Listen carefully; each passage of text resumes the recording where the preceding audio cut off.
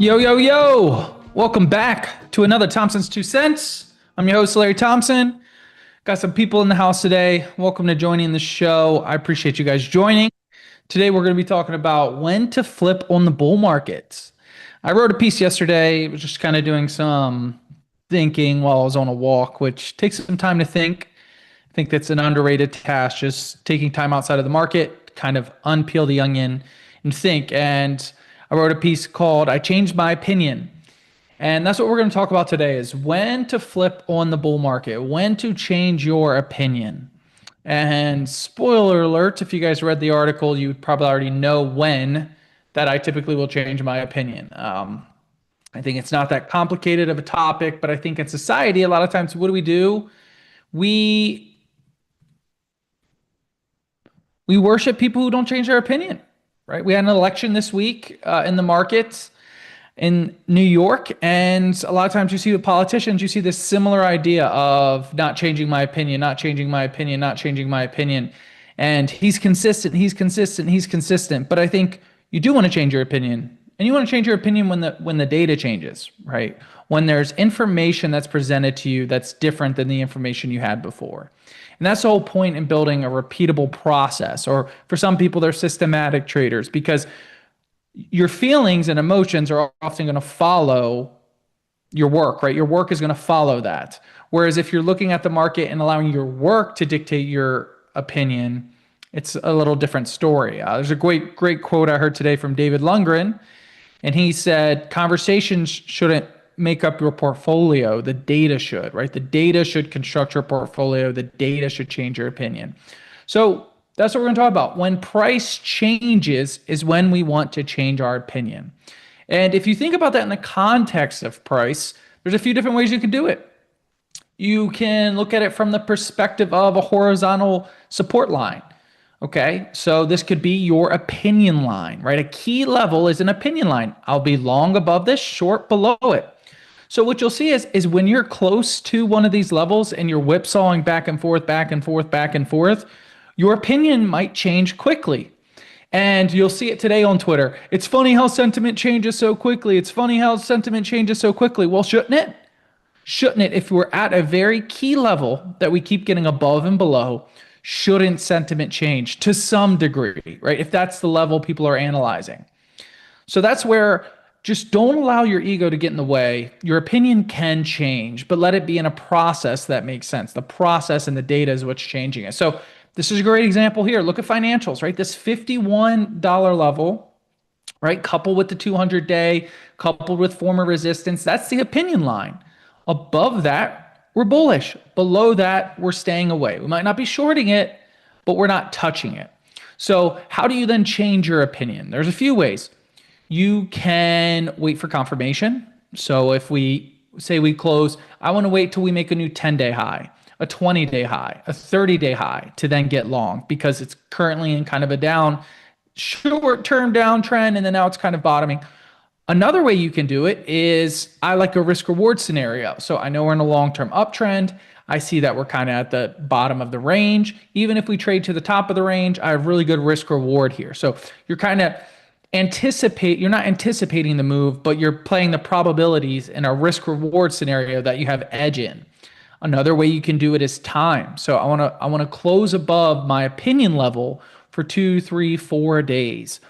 So that's, to me, a few different ways you can utilize price to then change your opinion or change your view. One of the things I'll note kind of as we go throughout is the shorter duration of time you allow, the more likely you are to get chopped up, the more likely you are to have small loss, small loss, small loss, small loss before a big win. If you wait for confirmation, you're not going to capture the initiation of the move, but you're going to capture the follow through of the move. So that's what I wanted to talk about today is don't be married to an opinion if the data changes. That's dogma, right? That's what dogma is. And so I want to go through a couple charts here and show you how there's not strong opinions to be held in the short term because we're so close to these opinion lines. Financials is one of the examples. Another way to look at financials and look at the opinion or kind of waiting for confirmation is the ADX line. So ADX line is a measures directional trend strength. And what it does is invented by Wells Wilder. He has a book written about it. I would have it on my wall, but my wall's not set up. I did get the paint up though. What you guys think? Got the painting done at least. So the ADX line, what it measures is it measures the true range of when highs are high and when lows are low, and then it nets it together. And so the dark blue line is the net ADX line. And then the negative DI is the directional strength of down days. And then the positive DI is the directional strength of up days. And so what you see here is I drew this red line. And essentially, if the ADX line is above 20, you can say it's in a strong trend. And then how do you determine which trend of strength it's in is by whether or not blue or red, or obviously you can look at the price chart. But let's look, for example, at the capitulation that took place in financials during the tariff tantrum. What'd you see? You saw red spike. Saw the ADX line spike above 20. Strong downtrend, right? Then reversal of that, you can see where the blue line in May crossed back above the red line. And then we have the ADX line get strong.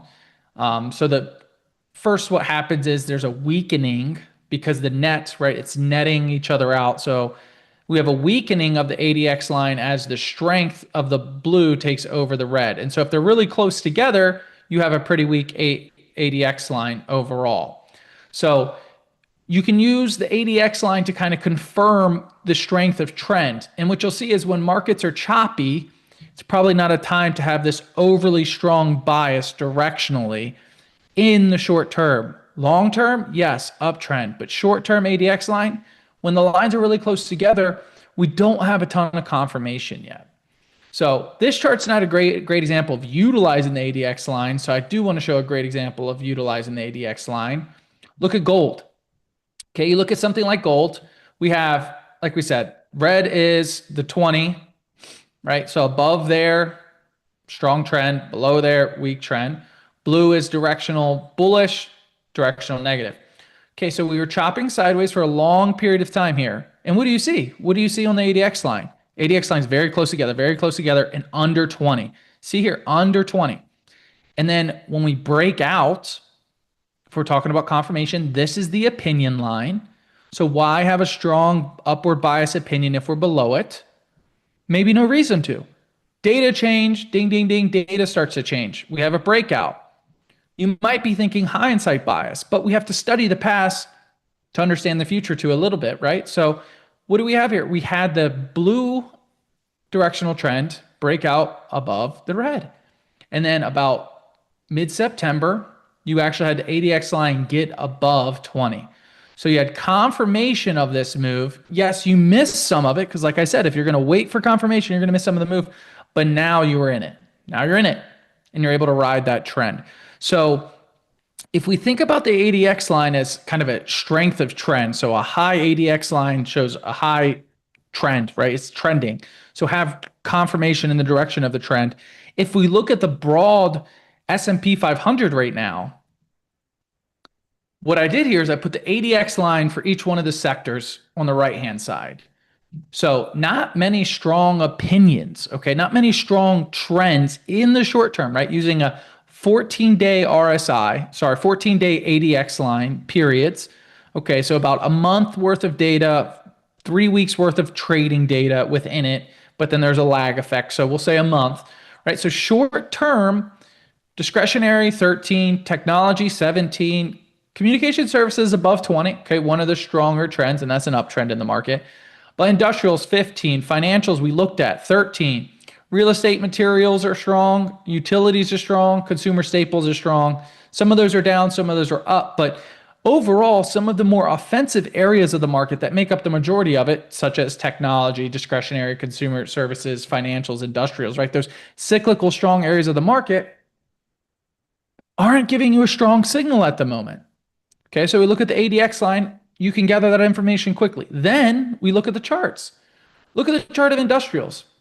Sideways chop, right? So if it's in this range, right, the opinion lines are the range. So opinion changes when we break out above that range. Opinion changes when we break below this range. But right now the trend is weak. So having a strong directional bias when the direction is weak is a little silly. So that's the point here, is to show you guys like there isn't a directional opinion to have at the moment short term in a lot of these charts. So waiting for confirmation might be your best bet. If not, you're going to get chopped up, but you do want to be involved once it resolves. Industrials, consumer discretionary. Another example. Okay, you have this huge base, right? This upward bias in the market, especially from the longer term, but we're below the 50-day. Okay, so the intermediate term trend is meh. The long-term trend is up. We know the ADX line is weak, as we talked about. So there's not a ton of bias to have towards this chart in the moment. If you are one of those traders, which I happen to be, where you think about this pattern and you think, okay, above 235, that's my opinion level. I like the risk reward. But do I have a strong position? No, I might put a starter position on because the risk reward is favorable using today's low, right? Using 230 as the low. But directionally, there isn't a strong bias to have at this moment in a stock like this. Our RSI also kind of gives you a bias. It's meddling in 47, right? Which is momentum. So there's no momentum. There's not a strong direction. We're below an intermediate term trend. We're above a long-term trend. So there's not a ton of bias to have towards this. So the reason I'm bringing this up is I'm sharing on Twitter and in the ether of the internet and through my research that I write, I'm sharing bearish data points. And I also share bullish data points. And I think what's happening right now is you're having bullish data points rise and you're having bearish data points are rising and bullish data points are falling. But it's not at an extreme where there's a reason to have a strong opinion that we're not in a bull market. And so with that, you have the bias of thinking opportunistically about these trends and thinking that oversold conditions probably need to be bought. Bottom of the ranges, we should probably be buying. And that's why I tweet like hold your nose and buy, because there's not strong directional trends in place to the downside that are notifying us to change our opinion. So with that, another thing we can look at is breadth. Okay, so breadth is another indicator we can use to maybe change our opinion about breadth. So weakening breadth doesn't mean you want to short the S&P 500. Why? We've talked about it. The S&P 500 is market cap weighted. So what the Mag 7 are doing is 33% of the market. What tech is doing is 33% of the market. So you can have just tech up and the other 70% of the market, or you can have 70% of stocks down, right? But if 30 stocks are doing well, the market can go up.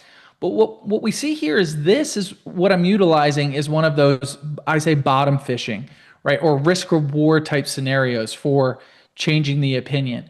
But I have that upward bias in the market. And then we're seeing here in this bottom panel, 20-day percent above a 20-day moving average.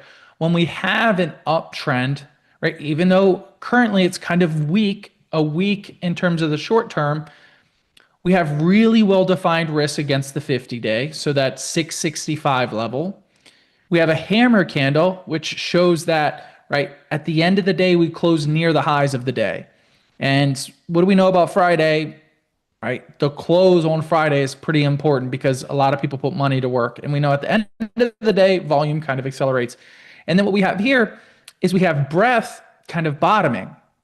So one of the things that can happen is you can see a key level get lost, but know that the ADX line is weak. So you don't want to be extremely strong opinionated on this is a good time to short, especially if breadth was at the bottom of its range, right? You're betting on the market getting worse when it's already pretty bad from a breadth perspective. So you can, in these situations, you want to think about what can go right here. What can go right? And we've talked about that. So this is where it's a hold your nose and buy. And as I said, I don't have a ton of conviction in this. And like, there's going to be people out there this weekend that are talking about all the conviction they have in getting long. Reality is your conviction doesn't really matter. All that matters is whether or not you're buying or selling. And I bought the close today. I bought actually before the close today, but I'm buying here. And my risk will be against that 50-day. And I want to see breadth kind of continue to expand here. So like I kind of mentioned, let's look at it this way. If we use the ADX line on the S&P 500, There's no reason to have a ton of strong conviction in this buy. You can have low conviction buys, lower conviction buys. This is a lower conviction buy than this one, right? Then this one, then this one, then this one. Why? Because the directional bias of trend, right, was bullish in this intermediate time frame. The blue directional index was above the red. Right now, we have the red directional index above the blue. So it's very early to be buying, which means you should lack conviction because you have a lack of confirmation. Doesn't that make sense, right? Like lack of confirmation, lack of conviction. Not a lot of confirmation yet. We have 1 day price action. Follow through, you add a little conviction. Another update, you add a little conviction, right? So as that confirmation grows, you can then add conviction to the upside there. So that's how I kind of am thinking about the market right now. So I'll go through a couple charts that I'd like if I do think this is an opportunity to buy. One of them is healthcare. I think healthcare is completing a bottoming pattern. And what do we have, right? We have a recent AVWAP high, and then in the bottom panel, we have the 200-day simple moving average. And breaking above that was the confirmation to get long. Could you have gotten long here? Sure. Could you have gotten long here? Sure. Maybe lower conviction trades. But once we broke above the 200-day and the recent high AVWAP, which let's look at it from an ADX line perspective. So broke above that 200-day and broke above that AVWAP high, right? That was confirmation. But what also happened? You had directional bias accelerate in the direction of the underlying of up, right? And so blue a lot greater than red. And guess what? The ADX line was above 20.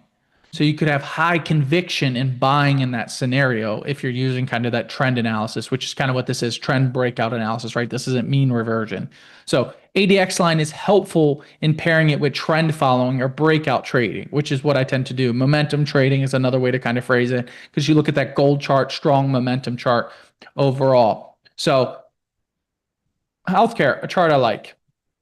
Inflation beneficiaries ETF, another chart I like. You have this longer term base on base breakout. You had the pullback, and then you kind of have 3 days in a row, right? So if we talk about this being the opinion line, 3 days in a row of positive price action. And today we closed at the highs. So 3 days in a row where the directional trend is accelerating to the upside, and you have really well-defined risk at this bottom range. So INFL is an ETF that I like. You can look into the members of this ETF, but overall, I think this inflationary beneficiaries ETF is a great way to also diversify from tech because it doesn't have. Let me just double check real quick while we're on the call. Let me just double check the inflationary ETF tech exposure because I think it gives you a little less tech exposure. So uncorrelated asset that's going up at the same time is kind of good to see. So yeah, so this is 27% financials, 25% energy, 22% materials. So it gives you exposure to those really small areas of the S&P 500, mainly energy and materials, right? So I like the way this looks overall. You have really well-defined risks. You're kind of breaking this downtrend. RSI getting back above 50. And so we're starting to see a reemergence of this trend. So you can have a little more conviction in the trade. Another area of the market I like, I've talked about this. I have a video out there. I think it's called How to Make Money Outside of Tech. I can't remember the exact name, but you can look it up. And I basically break down the bull scenario for utilities. And I love utilities here.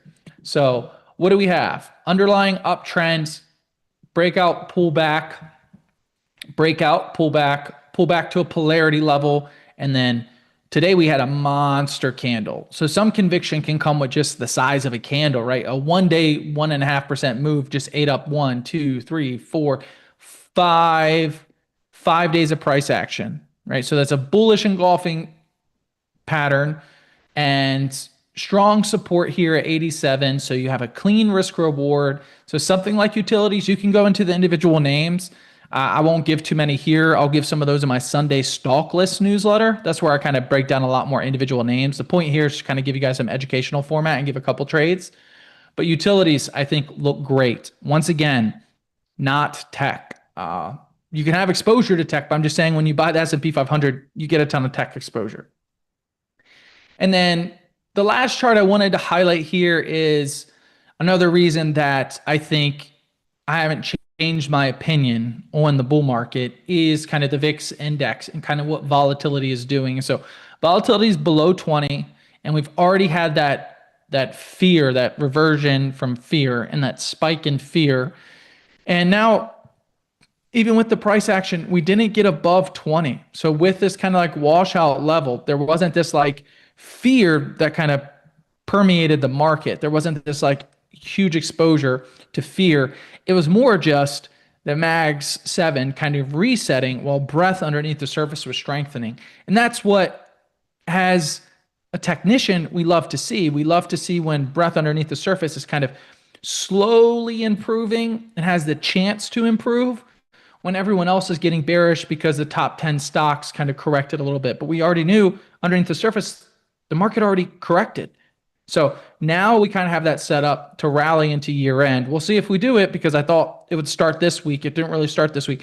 So we'll see if it does it, because I have some low conviction trades that I've added, like the S&P 500 utilities, inflationary beneficiaries. But that's how I see the market right now. So if you want to change your opinion, you should. And it should be based on price data and information as that information comes in. Because if you're not doing that, what are you doing, right? You're just voicing an opinion that doesn't really do much. And I'll leave you with something from Proverbs in the Bible. It says, "A fool takes no pleasure in understanding, but only in expressing his opinion." So I think I don't want to be a fool. I want to understand, and I want my opinion to change over time, because we're not here to reward consistent opinions. We're here to avoid adaptive processes to make money in the market. So with that, guys, I hope you have a great weekend. Chiefs have off this weekend, but we'll see how we do in fantasy.